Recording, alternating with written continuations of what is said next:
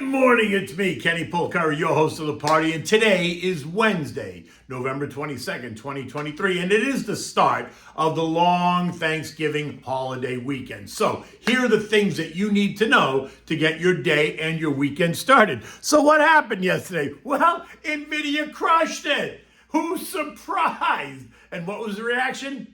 A big yawn, right? They took $5 out of the stock. Sammy Altman returns to OpenAI as the chaos was amid the chaos created by the board of directors there earlier in the week. The FOMC minutes show absolutely nothing new. Oil's holding steady ahead of this weekend's OPEC meeting. Gold is up, the dollar's steady, and Israel votes on a 4-day pause in a hostage prisoner exchange, which is due to start tomorrow. And what do we have for dinner tonight? We're having a Puréed Escarole soup with fresh mutts, pine nuts, and yellow raisins. So delicious. Okay, bam! Nvidia makes their announcement at 4:30 yesterday afternoon. And what did Huang say? Well, let's just say he didn't disappoint. And like I said to you on Monday, Huang is not an idiot. He knew what the street was expecting. He knew what he was going to report. And the fact that he didn't forewarn the markets told you that he wasn't going to disappoint. He was going to beat the estimates. He was going to rave about the future. And like clockwork, that is what he did.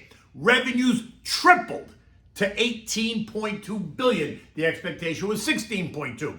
They grew by 206%. Earnings at $4.02 a share versus $3.36. And the guidance? He's shooting for $20 billion in the fourth quarter, and that would imply a 230% growth rate year over year. And so what happened? They sold it off. Not dramatically, but it was down 1% or $5 in the after-hours session. And while it was another great quarter, at some point, you do have to ask yourself, is the valuation just a bit extended? What I found funny was right away you heard a bunch of analysts come out and say, oh, it was so disappointing, and they were disappointed it wasn't better.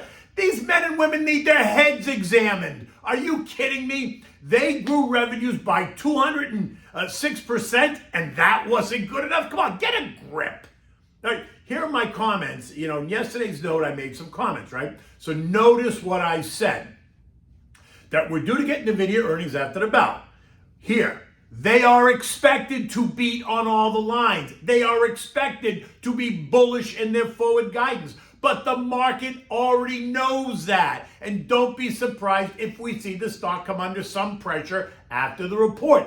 Even if they beat, the trader types will use it as a way to ring the cash register and lock in some profits. And large asset managers may need to take a little bit off the top, leaving their core position. Only because the substantial price increases has now overweighted that name in their portfolio. And so they may not have a choice but to sell some to balance it out. It's not because they don't like the stock. Capiche? Okay. And there it is. Now, while I expect all kinds of commenting today as everyone opines on what happened and why and what to do and what not to do, it is what it is. They crushed it.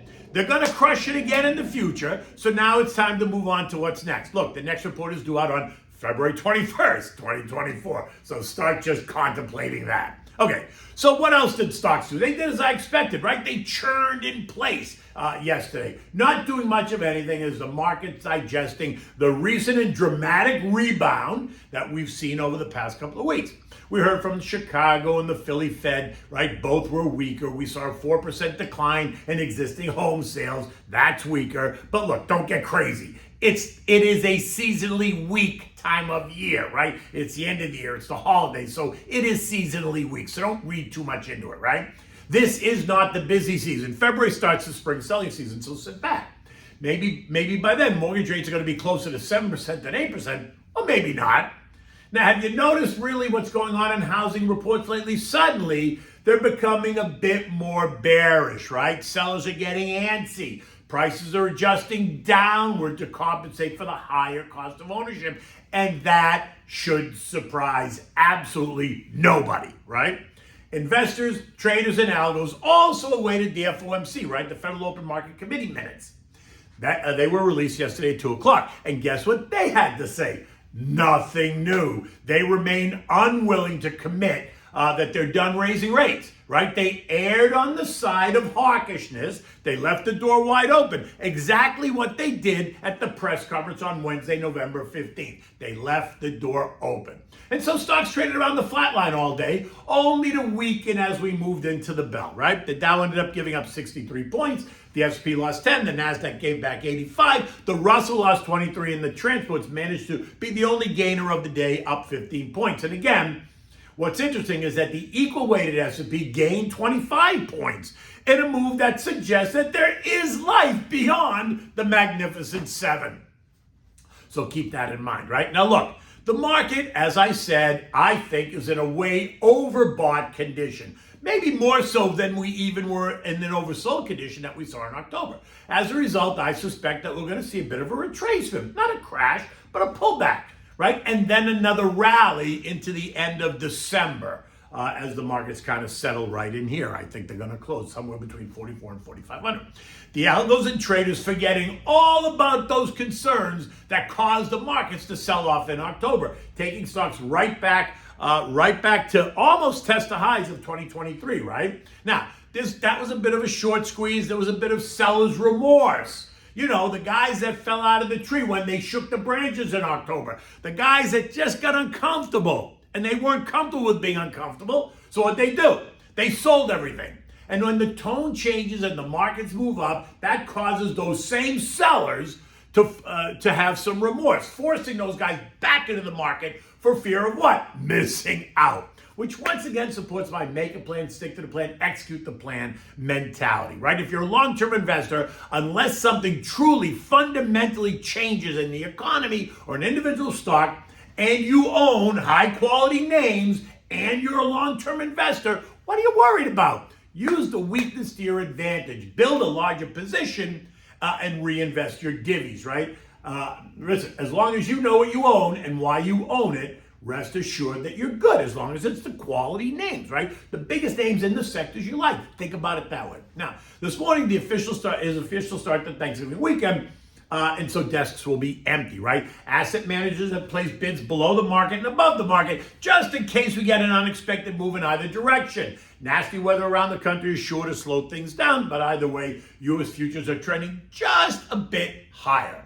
At 6:30 this morning, Dow futures up 30, the S&P's up 3, the NASDAQ was ahead by 4, and the Russell's up 5.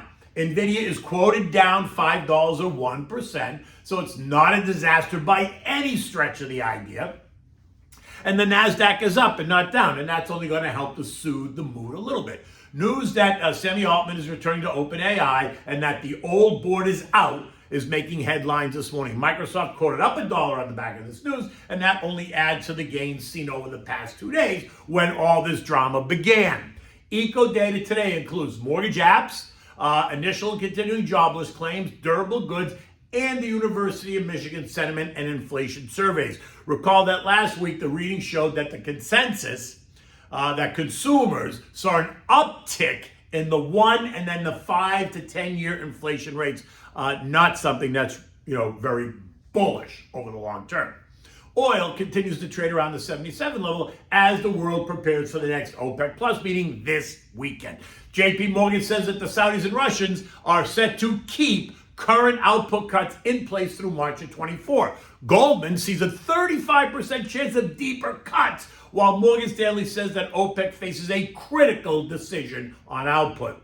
Now, much of this is going to depend on what the non-OPEC supply does, as that's set to outpace growth in global demand. And the U.S. is, guess what, at the top of that list, which leads me to think that we could see OPEC Plus announce further cuts to production in the new year as they try to stabilize prices somewhere between $80 and $90.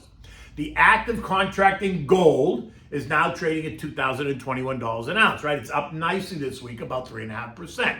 Now we're about to see gold test the October high of 2,040, which is where I think it's going to find some resistance, at least until the gold bugs are convinced that the central banks around the world are all in pause mode. And if the narrative continues to be that we're in for a soft landing, then the dollar's going to continue to drift lower, and that's going to push gold higher. And if the narrative changes to a harder landing, then expect more talk of rate cuts, which will send the dollar lower and gold higher again. If the story becomes that rates are headed up, then look for the dollar to rally, and then gold will come under some pressure. The dollar index is trading up 20 cents this morning, teasing just north of the trend line at 103.62. The FOMC, right? The FOMC mines giving a boost to the dollar, right? As it is not clear that they're done raising rates. So hope is alive for the dollar bulls because the FOMC left the door wide open. They didn't commit to cutting and they didn't commit to not raising.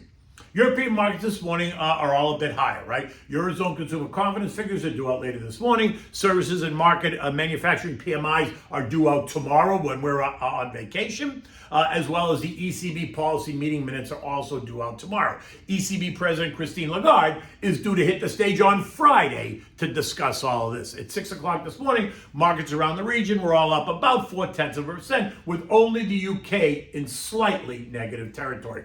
Global markets are taking the news that there is now a limited pause in the fighting in the Middle East. They're taking that news in stride, right? The hostage swap that was voted on last night by the Israeli calls for the release of 50 hostages in exchange for a 4-day truce and the release of some underage and female Palestinian prisoners that are suspected of being terrorists in Israeli jails.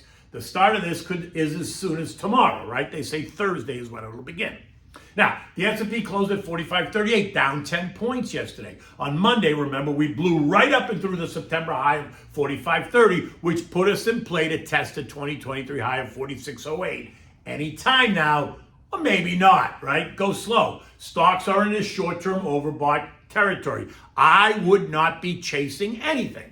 I think that both stocks and bonds have rallied too far too fast, and so pullback is not out of the question. And while it's not going to happen maybe today or even Friday, don't be surprised because I think it's going to come. If you're invested, you're good. If you have the money to put to work, be patient. And if you're just starting out, go slow. Create your thesis, begin by feathering it in, pick the names you like or the sectors you like, and begin by feathering it in. Time is on your side. Okay, so what do I have for dinner tonight? So here's another dish that you can make as your as your appetizer portion for your Thanksgiving meal, or just have it later in the week. It's a pureed escarole soup with fresh mutts, right? It's a basic, I love the basic escarole soup recipe, but today, that's not what I'm going to give you. Today, you're going to get this escarole pureed soup topped with fresh mutts, toasted pine nuts, and sweet yellow raisins, right? How good does that sound? It's so good. Okay, so for this, you need big balls of fresh mutts that you're going to cut into chunks. You need pine nuts. You need olive oil chopped on in Yukon Gold potatoes, peeled and coarsely grated. You need veggie or chicken stock, either one you can use. You need the fresh escarole, roughly chopped.